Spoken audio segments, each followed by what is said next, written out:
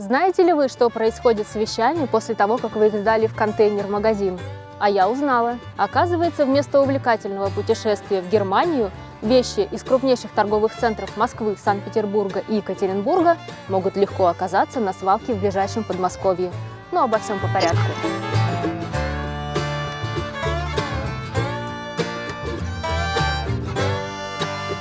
Прошлым летом вместе с другими экоактивистами я побывала в Германии, в Вольфене, на заводе Соекс, том самом, где происходит сортировка и переработка вещей. Мы, с одной стороны, хотели посмотреть на европейский опыт, с другой – порадоваться, что мы уже работаем с таким передовым заводом. Потому что, согласно публичной информации, именно сюда попадает одежда, собранная в контейнерах российских магазинов, таких международных брендов, как Vagabond и H&M. Важное уточнение – бренды не работают напрямую с заводом Соекс. Для сбора одежды есть специальная дочерняя компания iCollect. Она и занимается всей логистикой под ключ.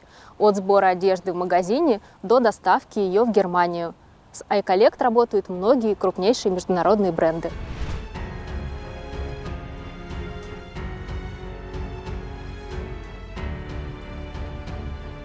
В том, что на Соекс одежда действительно проходит качественную сортировку, сомнений не возникло. Мы своими глазами увидели, как сотни сотрудников распределяют эту одежду более чем на 200 категорий. За одну смену через одного человека может пройти до 1 тонны вещей. Представляете масштаб?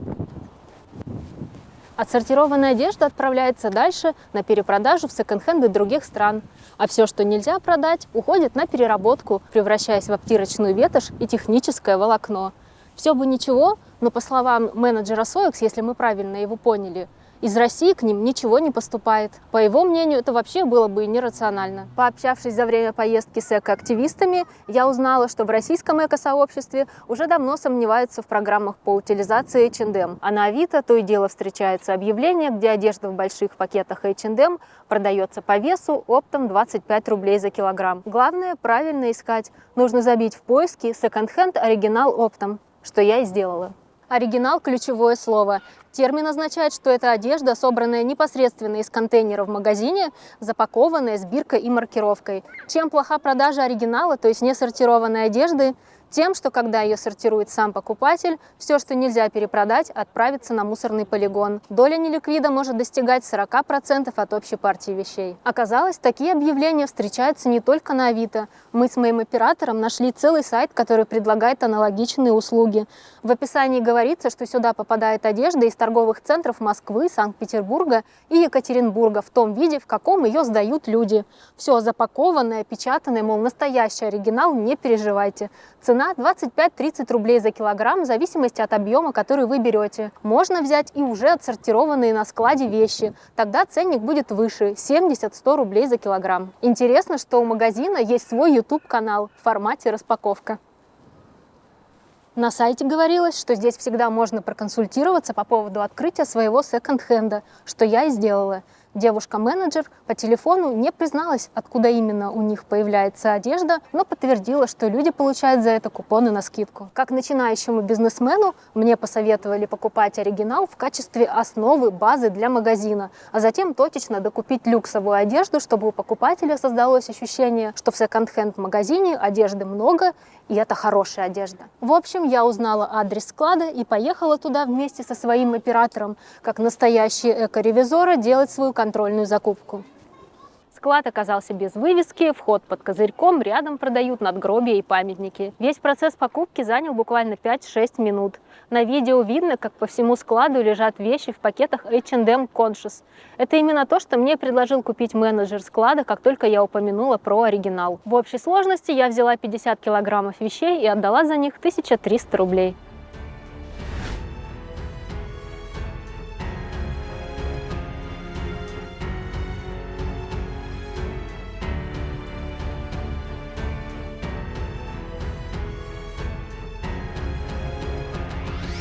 Мы приехали в Лыткарино, Тураевская улица, здесь находится секонд-хенд, где можно купить одежду на развес. И, в общем-то, и на сайте магазина написано, что это одежда из крупных торговых центров, куда люди приносят свои вещи. Это место очень легко узнать.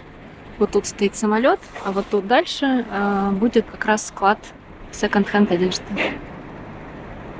Вот это H&M, все из H&M привезли.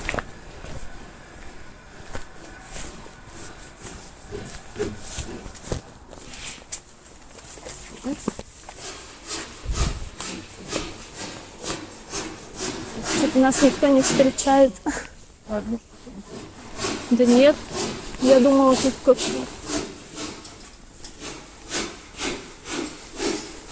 Здравствуйте. А подскажите, пожалуйста, а с кем поговорить, чтобы вещи купить? Я просто звонила, мне сказали, можно в субботу приехать. Ничего себе, сколько тут всего.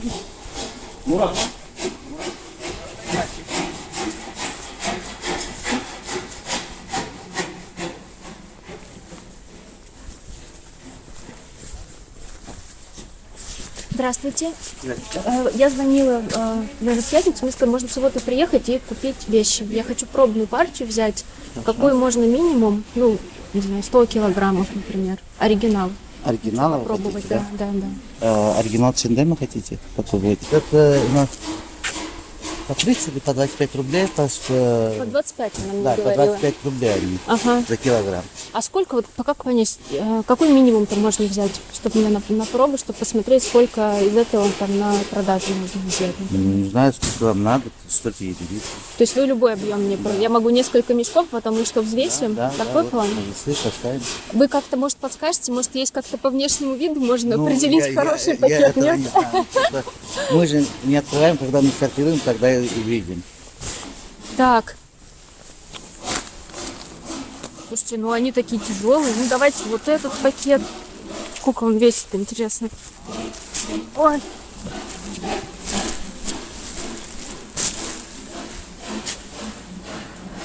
Всего 9 килограммов. С ума сойти. Я думала, тот 20, а он все 9, всего 9. Ну, говорить, что брать. Да, все подряд, наверное. Чтобы вывести наши 50 килограммов одежды, мы заказали мини-вэн, и вот там вот они в багажнике, пакеты. Сейчас доедем до дома и отсортируем, посмотрим, какой процент качественных вещей, какой мы бы выбросили, какой выбрасывают люди, которые решаются на покупку секонд-хенд оригинала для построения дальше своего бизнеса. Вот мы выгрузили баулы с одеждой, и только сейчас я обратила внимание на бирки. iCollect – это как раз тот подрядчик, который должен обеспечивать переработку и сортировку этих вещей. Вместо этого все продается целиком, не сортированное, и процентов 40-50, но мы сейчас проверим, отправляется на свалку. Чем закончился рейд эко-ревизора на склад секонд-хенд одежды в Лыткарино? Мы привезли 7 пакетов вещей общим весом на 50 килограммов. Если посмотреть пакеты, мы увидим, что они все брендированы H&M. H&M Conscious – это как раз программа по утилизации. На некоторых пакетах есть дата. Видно, что это упаковано было 18 февраля. Возможно, мы сейчас найдем какие-то вещи, которые сдавали вы, если это было не так давно. Так, вот тут видно чье-то пальто. Ну, в принципе, вроде ничего, можно продать как секонд-хенд. Что дальше? Вот эта кофточка какая-то запачканная, смотрите. Вот тут видите? Зарина. Наверное, уже стирать не имеет смысла, и это пойдет все в ветошь. Ну, как ветошь, на свалку. То есть, если кто-то реально купит, чтобы открыть свой секонд-хенд и начнет это сортировать, эта одежда пойдет на свалку, ее не выставят на продажу. Есть плессированная юбка. Выглядит вообще как новая. Бренд Мохито. Zara. Тельняшка. Выглядит, ну, почти как новая. Тоже можно продавать. Так, это какое что-то...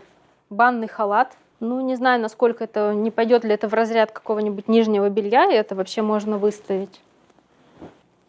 Кофточка, обычно тонкий вот такой лапшичный трикотаж, тоже уже считается непригодным для повторной носки, и это, скорее всего, по-хорошему бы отправилось на переработку, ну а в нашем случае это отправилось бы на свалку. Ну это тоже такая тонкая кофточка, тоже не очень хорошего качества.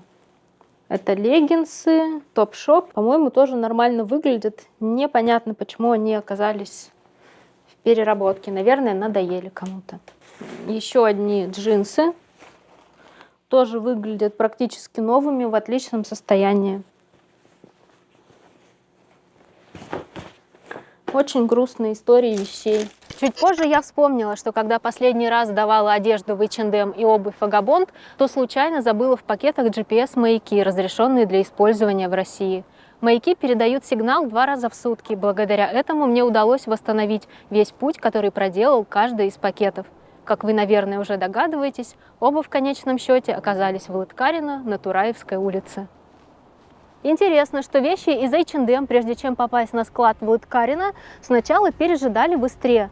Также они потом заехали в микрорайон Птицефабрика, где находится Trilogy парк Томилино, а там склад H&M. Что касается обуви из Vagabond, то она сначала заехала на проспект Королева. Интересно, что оба трека объединяет улица Елохова роща. По соседству находится ЖК Ольховка. Прокомментировать это сейчас никак не могу, просто делюсь наблюдениями.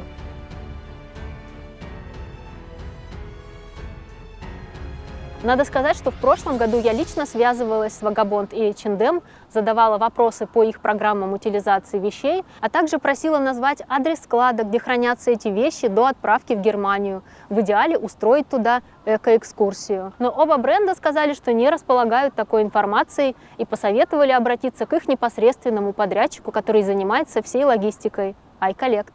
Поэтому я решила написать в iCollect, чтобы уточнить, действительно ли они отправляют вещи в Германию, с какими еще брендами в России работают, а также попросила описать всю логистическую цепочку, которую проходят вещи в России. На момент съемки этого видео ответа я пока не получила. Какие выводы можно сделать из этой истории? Во-первых, я думала, что больше всего меня поразит то количество вещей, которые потенциально отправятся на свалку. Но на самом деле больше всего меня поразило то количество практически новых вещей, которые люди пакетами сдают в контейнеры в магазины.